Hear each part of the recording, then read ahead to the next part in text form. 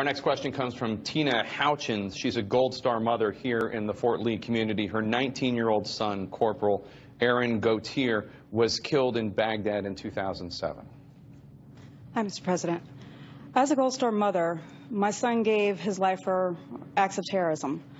Do you still believe that the acts of terrorism are done with a self-proclaimed Islamic religious motives?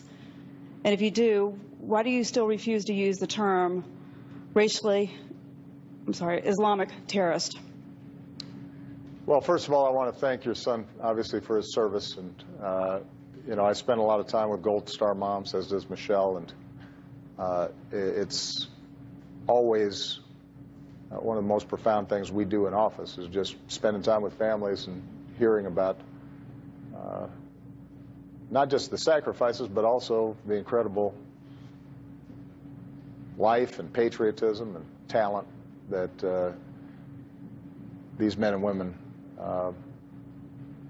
live their lives with. The truth of the matter is that this is an issue that has been sort of manufactured, because there is no doubt, and I've said repeatedly, that where we see terrorist organizations like Al-Qaeda or ISIL, they have perverted and distorted and tried to claim the mantle of Islam for an excuse for basically barbarism and death. These are people who kill children, kill Muslims, take sex slaves. There's no religious rationale that would justify in any way any of the things that they do. But what I have been careful about when I describe these issues is to make sure that we do not lump these murderers into the billion Muslims that exist around the world, including in this country, who are peaceful, who are responsible, who in this country are our fellow troops and police officers and firefighters and teachers and neighbors and friends. And what I learned from listening to some of these Muslim families, both in the United States and overseas, is that when you start calling these organizations Islamic terrorists, the way it's heard, the way it's received by our friends and allies around the world is that somehow Islam is terroristic. And that then makes them feel as if they're under attack. In some cases, it makes it harder for us to get their cooperation in fighting terrorism. So, do I think that if somebody uses the phrase Islamic terrorism, that it's a huge deal? No. There's no doubt that these folks think that and claim that they're speaking for Islam. But I don't want to validate what they do. I don't want to, if you had an organization that was going around killing and blowing people up and said, we're on the vanguard of Christianity. Well, as a Christian, I'm not going to let them claim my religion and say you're killing for Christ.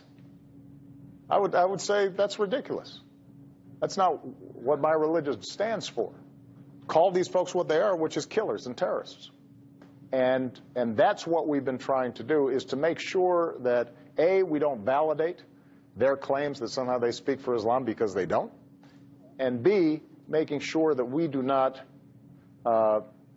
make Muslims who are well-meaning and our natural allies on this fight, because these groups are killing more Muslims than they're killing anybody else, make sure that they don't feel as if somehow this is some contest between the West and Islam. I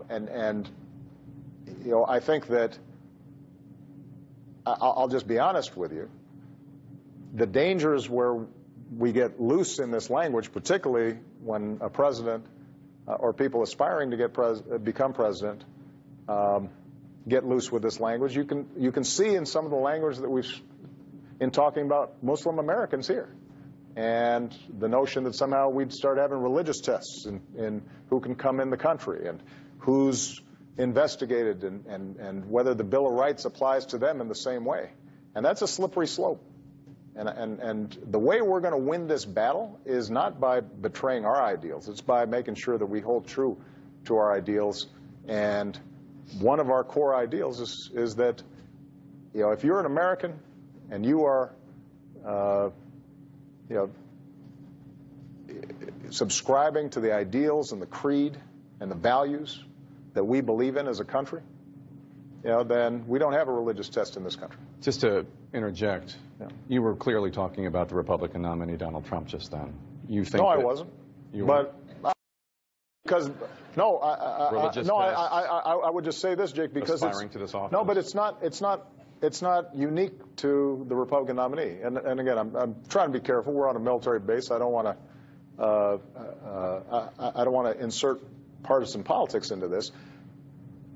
I think that there have been a number of public figures where you start hearing commentary that is dangerous, because what it starts doing is it starts dividing us up as Americans. When I go to Arlington Cemetery, mostly I see crosses. Sometimes I see Stars of David. And sometimes I see Islamic crescents.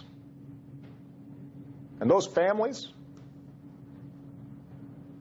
are just as proud, regardless of their religion, that a member of their family who they love just as much as anybody sacrificed for this country.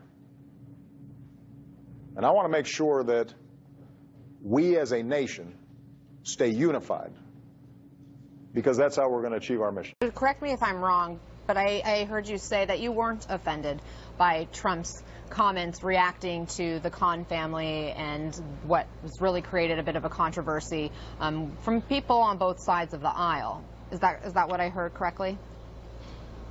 And yes, you heard that. And just to clarify that, what I mean by that is there's just a lot more important things going on.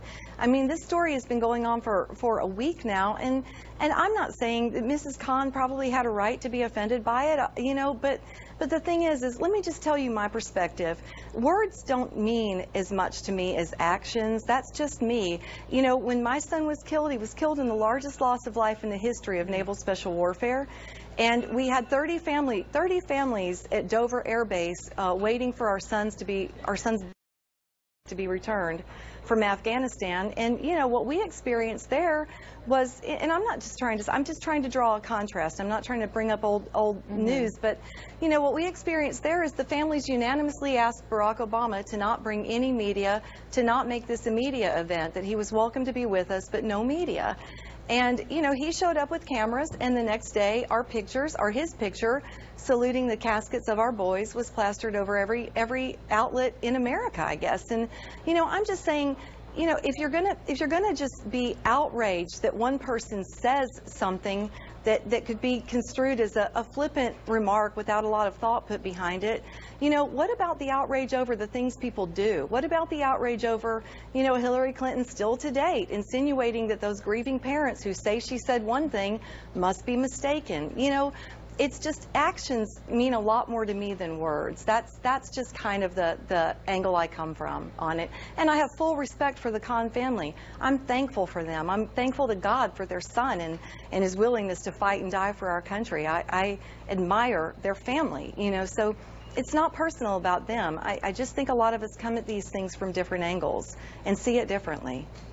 Welcome back. One final point before we go tonight. What the mainstream media was afraid to tell you about the news this week. This week, while the mainstream media obsessed about President Trump's Twitter feud with outgoing Senator Bob Corker, this is what really happened. The state of California lowered the penalty for people who knowingly transmit HIV to another person. It used to be a felony, and rightly so, but Governor Jerry Brown signed a law that waters it down to a mere misdemeanor. So much for protecting innocent people in his state. Did you hear about this from the mainstream media? No, you didn't. The mainstream media refused to cover the story because it shows Governor Brown to be the pandering politician he is. It took Hillary Clinton 5 days to condemn serial sexual harasser Harvey Weinstein after news broke about Weinstein's abuse of women. 5 days. This is the same woman who claims all sexual assault victims should be believed and supported. The same woman who condemned President Trump when it took Trump 1 day to disavow KKK member David Duke. How can liberals claim to champion women when they covered up Harvey Weinstein's abuse of women for 20 years? The mainstream media doesn't mind publishing articles by Lena Dunham blaming all men for Weinstein's behavior. But when Hillary took almost a week to condemn Weinstein's sexual abuse, the mainstream media didn't care.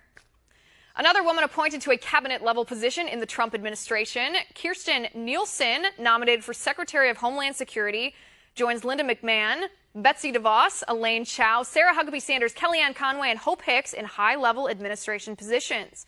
The Republican Party really hates women. Not. Funny how the mainstream media ignores this. Christopher Columbus did not commit mass genocide against anybody. That ridiculous progressive talking point is revisionist history. Guess who started it? The KKK in the 1920s. Guess why the KKK started that false narrative? To slander Catholics and slander immigrants. It is true that 95% of indigenous peoples died in North America in the 2 centuries following Columbus arriving in 1492.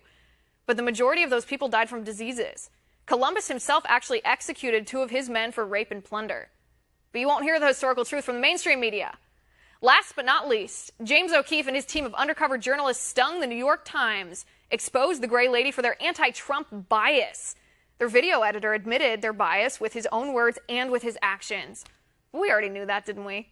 The mainstream media doesn't care to report any of that to you, so we will.